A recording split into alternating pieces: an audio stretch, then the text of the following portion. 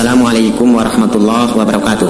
Sahabat YouTube yang saya cintai, semoga sahabat semua senantiasa selalu dalam lindungan Allah Subhanahu wa taala, dan semoga selalu konsisten istiqomah dalam ketaatan dan ketakwaan kepada Allah Subhanahu wa taala. Bismillahirrahmanirrahim. La ilaha illallah Muhammadur Rasulullah. Kalimat ini seharusnya tidak asing bagi kita sebagai seorang muslim, yang mana kita mengetahui bahwa kalimat ini memiliki arti tiada Tuhan selain Allah, Nabi Muhammad adalah utusan Allah. Di balik kalimat mulia ini terdapat begitu banyak keutamaan yang diberikan oleh Allah Subhanahu wa taala kepada setiap orang yang membacanya dengan penuh penghambaan kepada Allah Subhanahu wa taala.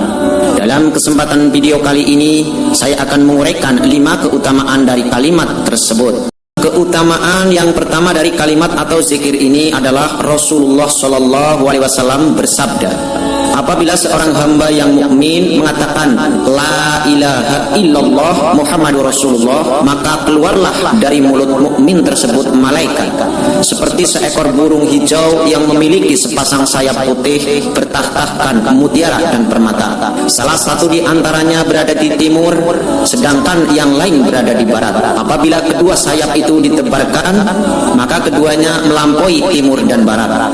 Lalu terbanglah malaikat itu ke langit hingga sampailah dia ke arsy, dan dia berdengung bagaikan dengungan lebah.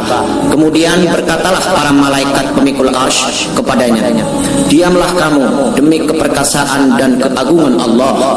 Lalu malaikat yang berdengung itu menjawab, aku tak akan diam sampai Allah mengampuni orang yang mengucapkan kata-kata tadi, yaitu La ilaha illallah Muhammadur Rasulullah. Maka Allah pun memberinya 70.000 lidah yang memohonkan ampunan bagi pembaca kata-kata itu sampai hari kiamat. Kemudian apabila hari kiamat tiba, malaikat yang berdengung itu datang dan membimbing tangan si pembaca tadi untuk melewati sirat, jembatan sirat, dan memasukkannya ke dalam surga. Keutamaan yang kedua dari kalimat ini ialah bersumber dari Jabir ibnu Abdullah radhiyallahu anhu bahwa Rasulullah Shallallahu Alaihi Wasallam pernah bersabda, pada malam Mi'raj, ketika aku dimi'rajkan ke langit, aku melihat sebuah kota dari cahaya bagaikan 1000 kali di dunia, bergantungan dengan rantai-rantai dari cahaya.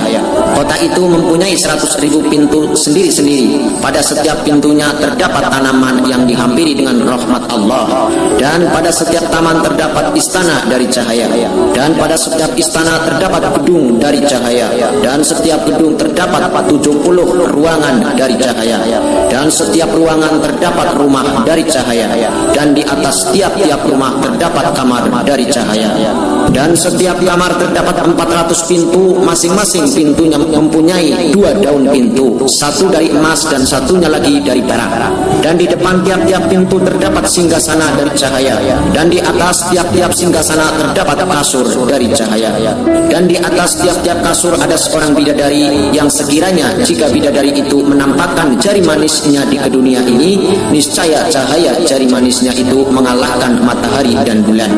Maka aku Rasulullah Shallallahu Alaihi Wasallam berkata, ya Tuhanku, apakah ini untuk seorang nabi ataukah untuk seorang syidik?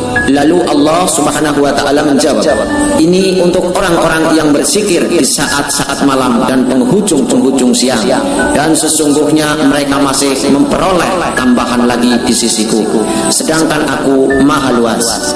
Keutamaan yang ketiga dari kalimat atau zikir ini ialah pada suatu hari pernah beliau Rasulullah duduk bersedih hati. Maka datanglah malaikat Jibril alaihissalam kepadanya lalu berkata, ya Muhammad, kenapa engkau sedih seperti ini? Padahal Allah Subhanahu wa taala telah memberikan kepada umatmu 5 perkara yang tidak dia berikan kepada seorang pun sebelum kamu. Yang pertama ialah Allah Subhanahu wa taala berfirman, aku menuruti prasangka hambaku terhadapku, sedangkan Allah tidak menyalahi prasangka hambanya.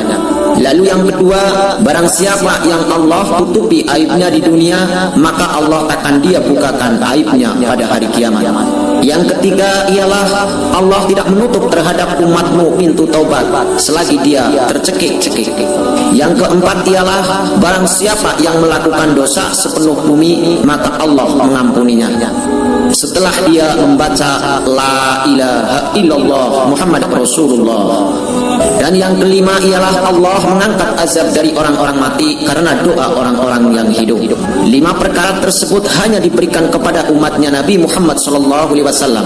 Dan syarat untuk menjadi umatnya Nabi Muhammad salah satunya adalah bersyahadat, asyhadu an la ilaha illallah wa asyhadu anna Muhammadar Rasulullah.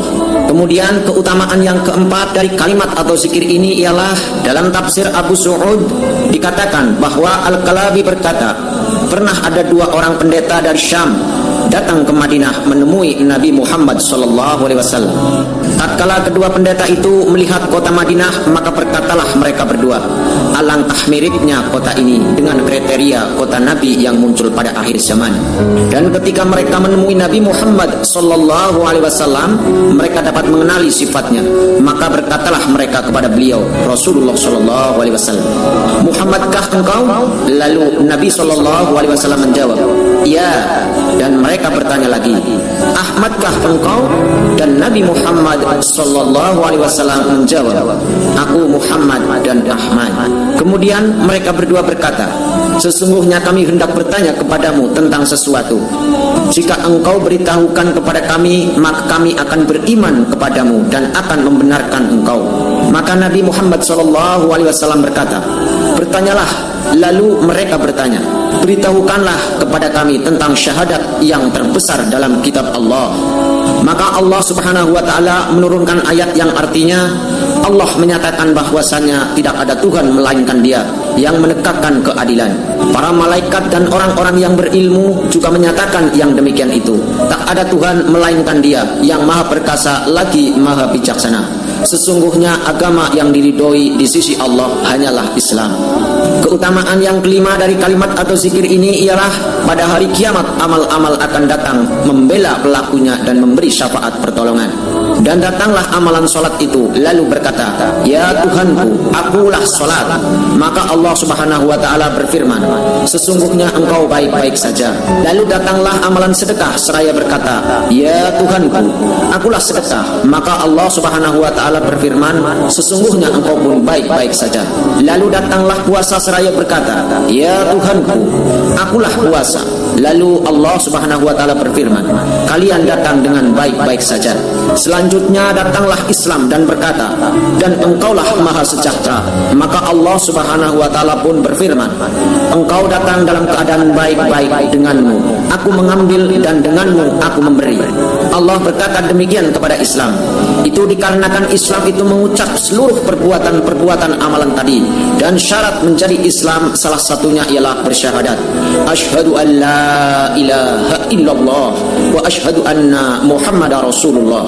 Semoga kita semua selalu diberikan keistiqomahan dalam mengucapkan kalimat ini, serta diberikan kemudahan untuk mengucapkan ketika sakaratul maut.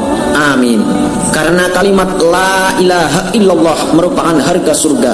Nabi SAW bersabda, barang siapa yang akhir perkataannya sebelum meninggal dunia adalah la ilaha illallah, maka dia akan masuk surga. Hadis riwayat Abu Dawud. Mari kita agungkan nama Allah di hati kita. Kita hidupkan hati kita dengan senantiasa berzikir kepadanya, menyebut nama-namanya, mencintainya sepenuh hati, hingga kita mengakhiri hidup kita dengan kalimat la ilaha illallah. Allah bangkitkan kita di hari kiamat dengan kalimat la ilaha illallah dan di bawah bendera la ilaha illallah Muhammad Rasulullah, sehingga insyaallah kita termasuk golongan orang-orang yang husnul khotimah. Amin amin ya rabbal alamin. Sahabat YouTube yang beriman, itulah 5 keutamaan dari kalimat yang mulia ini, yang sebenarnya masih banyak sekali keutamaan dari kalimat ini. Demikian yang dapat saya sampaikan, semoga bermanfaat bagi kita semua. Lebih dan kurangnya mohon dimaafkan. Yang benar datangnya dari Allah Subhanahu wa ta'ala yang maha benar, dan yang salah khilaf atau keliru itu datangnya dari saya pribadi sebagai manusia biasa yang tidak pernah luput dari salah, khilaf dan dosa. Akhirul kalam, billahi taufik wal hidayah wal ridho wal inayah. Wassalamualaikum warahmatullahi wabarakatuh. Barakallah.